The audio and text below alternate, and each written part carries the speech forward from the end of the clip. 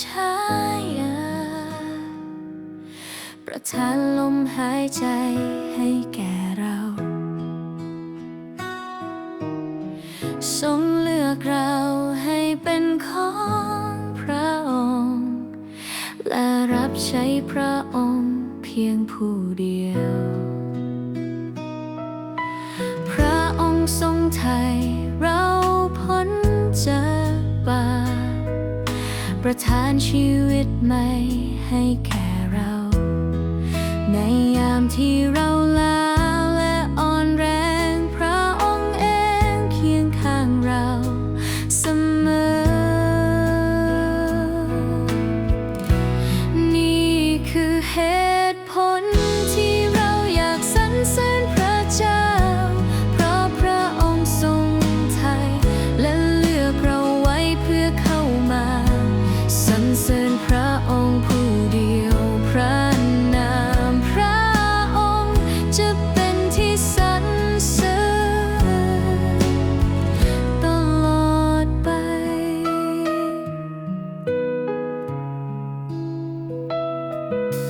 ความยิ่งใหญ่ของพระเจ้าเหนือปัญหาเปี่ยมด้วยรักและอยู่เหนือทุกสิ่งเราขอบพระคุณที่ทรงเมตตาเลือกสรรเราเข้าไปแผ่นดินสวรรค์นี่คือเหตุผลที่เราอยากสรรเสริญพระเจ้าเพราะพระองค์ทรงไถ่และเลือกเราไว้เพื่อเข้ามาสรรเสริญพระองค์ผู้เดียวพระนามพระองค์จะเป็นที่สรรเสริญตลอดไปนี่คือเหตุผลที่เราอยากสรรเสริญพระเจ้าเพราะพระองค์ทรงไถ่และเลือกเราไว้เพื่อเข้ามาสรรเสริญพระองค์ผู้เดียวพระนามพระองค์จะเป็นที่สรรเสริญ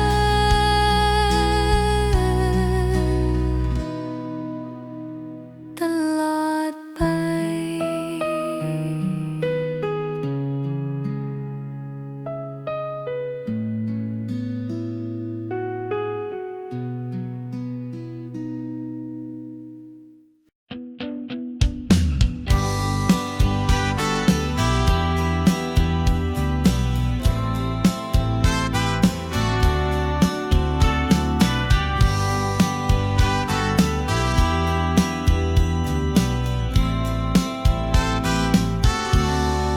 เราเข้ามานมัสการพระเจ้าสรรเสริญพระนามพระเยซูอย่ามัวเศร้าจงสรรเสริญพระองค์ด้วยความชื่นบานร้อยพันเหตุผลที่เราอยากสรรเสริญร้อยพันเหตุผลที่เราอยากนมัสการเพราะพระเจ้ายิ่งใหญ่เพราะพระองค์แสนดีไม่มีพระอื่นใดเหมือนพระเจ้าของเรา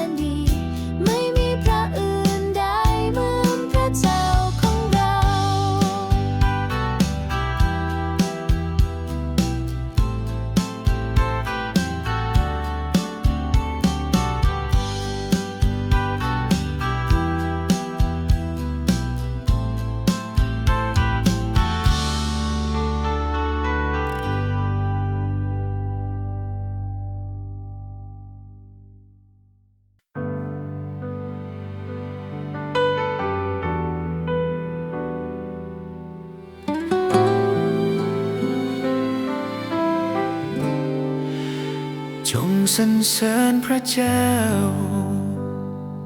ด้วยบทเพลงสรรเสริญในสถานบริสุทธิ์ของพระองค์จงสรรเสริญพระองค์ด้วยสิ้นสุดจิตสิ้นสุดใจ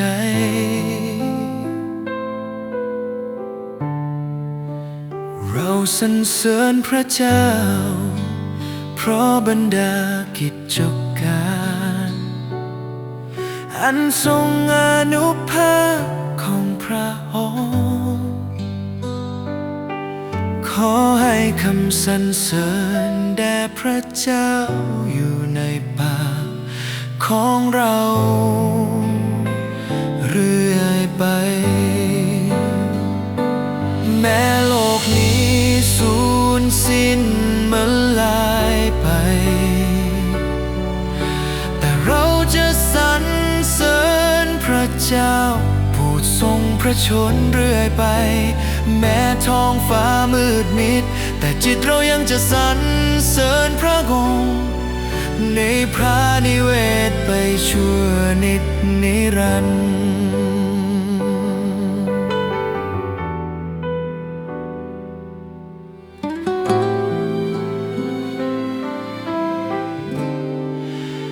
จงสรรเสริญพระเจ้าด้วยบทเพลงสรรเสริญในสถานบริสุทธิ์ของพระองค์จงสรรเสริญพระองค์ด้วยสิ้นสุดจิตสิ้นสุดใจ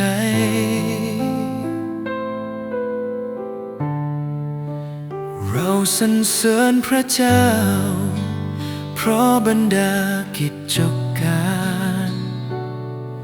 อันทรงอานุภาพของพระองค์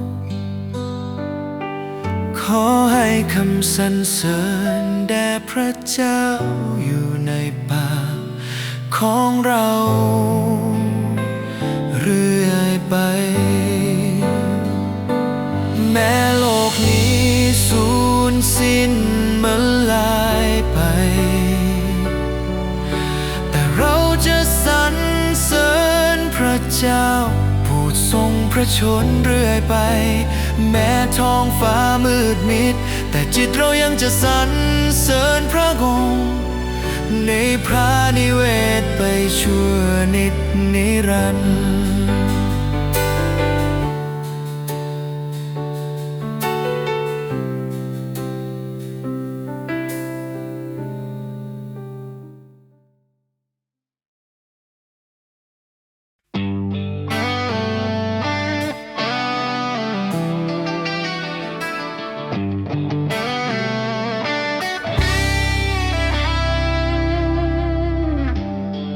พระเจ้าจะเป็นที่สรรเสริญไม่มีใครเหมือนพระองค์ความรักที่ยิ่งใหญ่ของพระองค์มหัศจรรย์ยิ่งนักตลอดชีวิตของเราคือสรรเสริญพระองค์พระเจ้าจอมโยธาทรงสถิตกับพวกเราพระองค์ทรงเป็นที่ลี้ภัยของเราจงโห่ร้องถวายแด่พระเจ้าด้วยเสียงแห่งชัยชนะ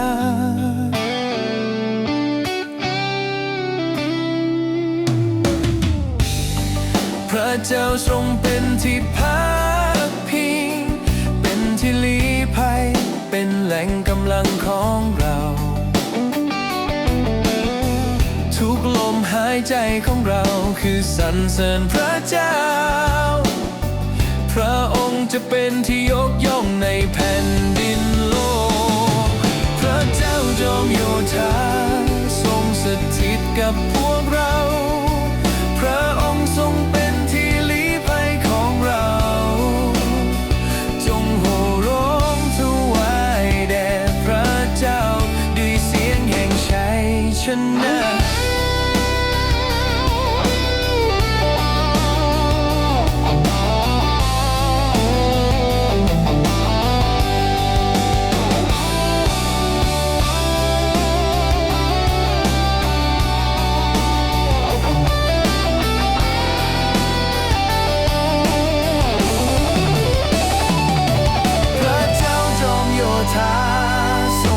ถิตกับพวกเรา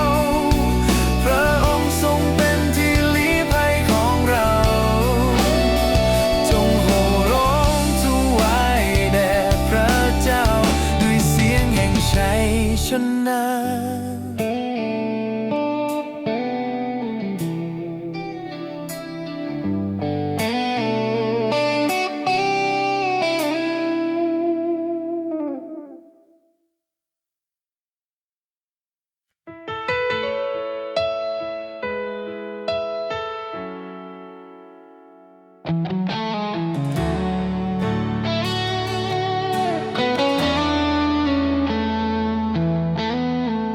เราคือผู้เชื่อในพระคริสต์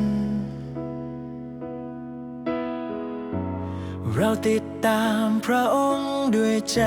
รักมีพระวิญญาณ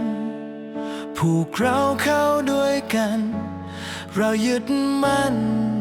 ในพระคำของพระองค์แม้บางครั้งเราท้อและเหนื่อยทะเลาะก็มีเป็นบางครั้งแต่เรารักและอภัยเสมอ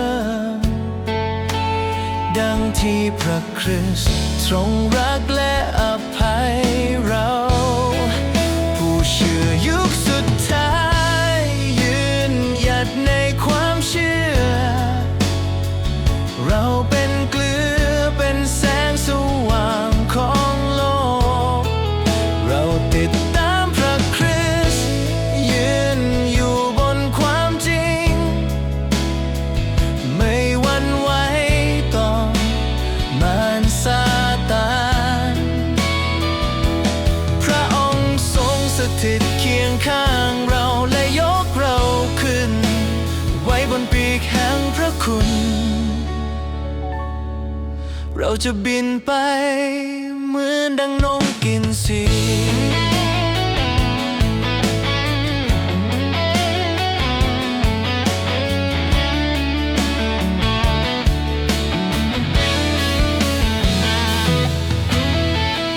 เราเดินในทางแห่งความสว่าง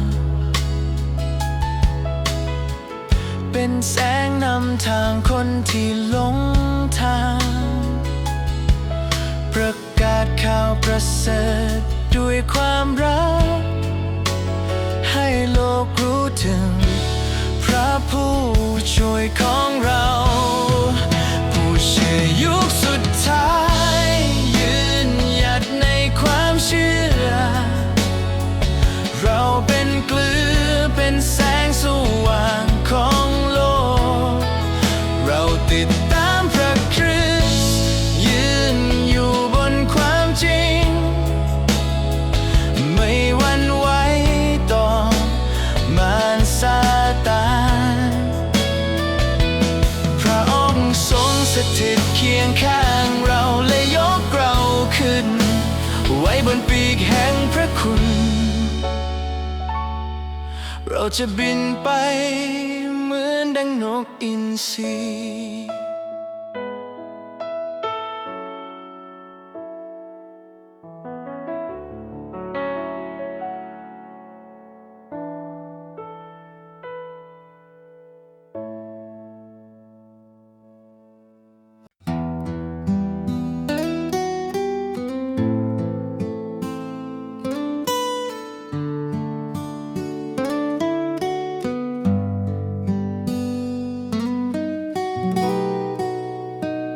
พระคุณพระเจ้านั้นมีมากมายช่วยไถ่คนชั่วให้พ้นจากบาปครั้งนั้นฉันตายวันนี้มีชีวิตใหม่เดินทางใหม่แห่งพระคุณอดีตเป็นทาสวันนี้เป็นไทยทรงช่วยฉันไว้จากบ่วงของมารความรอดที่ประทาน ให้ฉันคือนำฉันกลับแผ่นดินสวรรค์พระคุณสอนให้เห็นความรักยิ่งใหญ่พระคุณสอนให้ฉันรู้ยำเกรงพระคุณอันเลิศของพระเจ้าแสนประเสริฐยิ่งใหญ่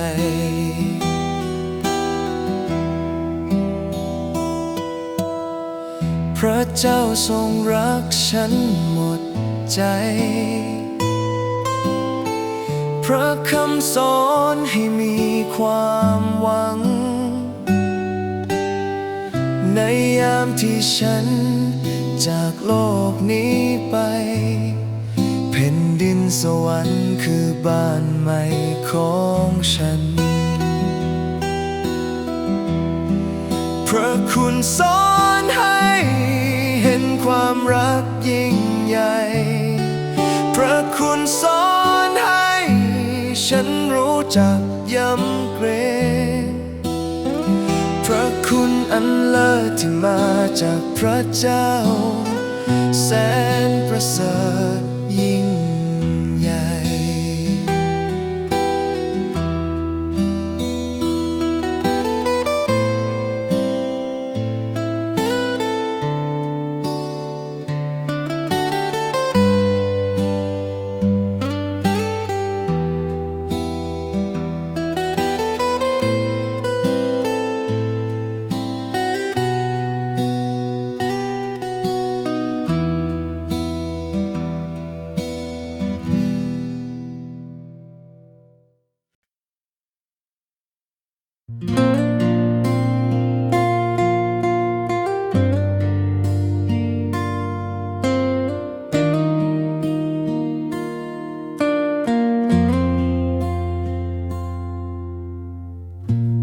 บนเนินเขา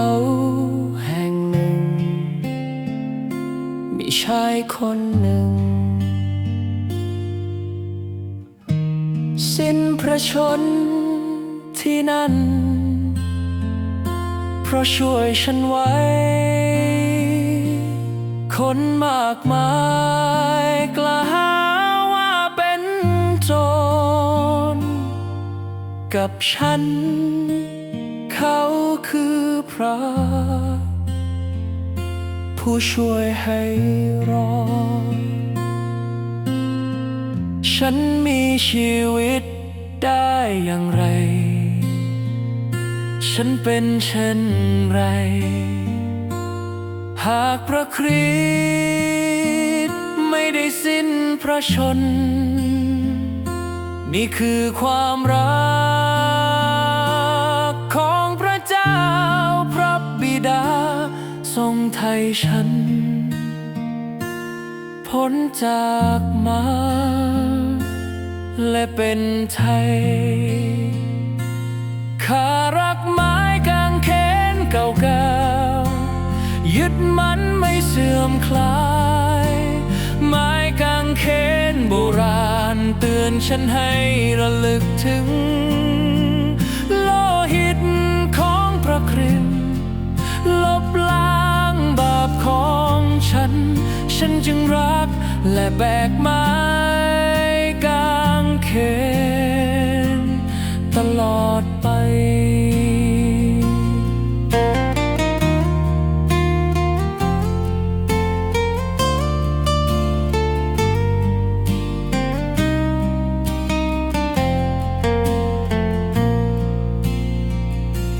ใครจะว่าเป็นเรื่องไร้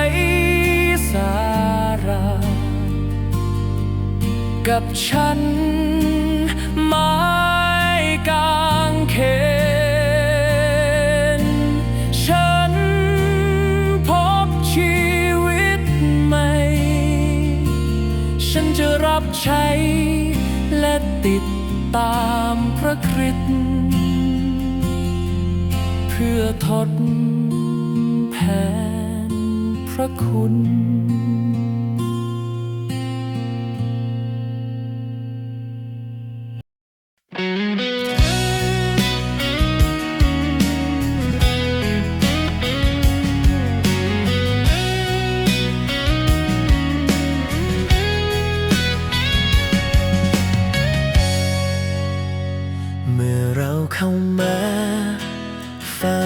พระเจ้ามีเรื่องราวมากมายที่อยากทูลขอแม้ไม่มีถ้อยคำที่สวยงามแต่พระองค์ทรงมองที่จิตใจแม้บางวันเรารู้สึกอ่อนล้าแต่พระองค์ไม่เคยห่างไกลพระหัตถ์ทรงประคองยามล้มลงทรงนำพวกเราไปในทุกเส้นทางพระเจ้าทรงอยู่ที่นี่ทรงสถิตกับพวกเราพระสิริของพระองค์แผ่ปกคลุมทั่วที่นี่ยกย่องพระนามพระองค์เพียงผู้เดียวเราจะร้องเพลงสรรเสริญตลอดไป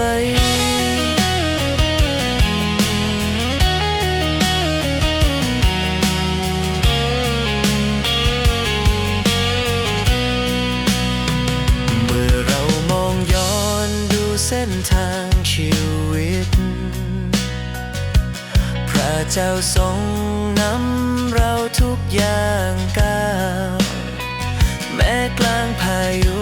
หรือในความมืดมิดพระองค์ไม่เคยปล่อยมือเราเลยพระเจ้าทรงอยู่ที่นี่ทรงสถิตกับพวกเราพระสิริของพระองค์พระปกคลุมทั่วที่นี่ยกย่องพระนามพระองค์เพียงผู้เดียวเราจะร้องเพลงสรรเสริญตลอดไป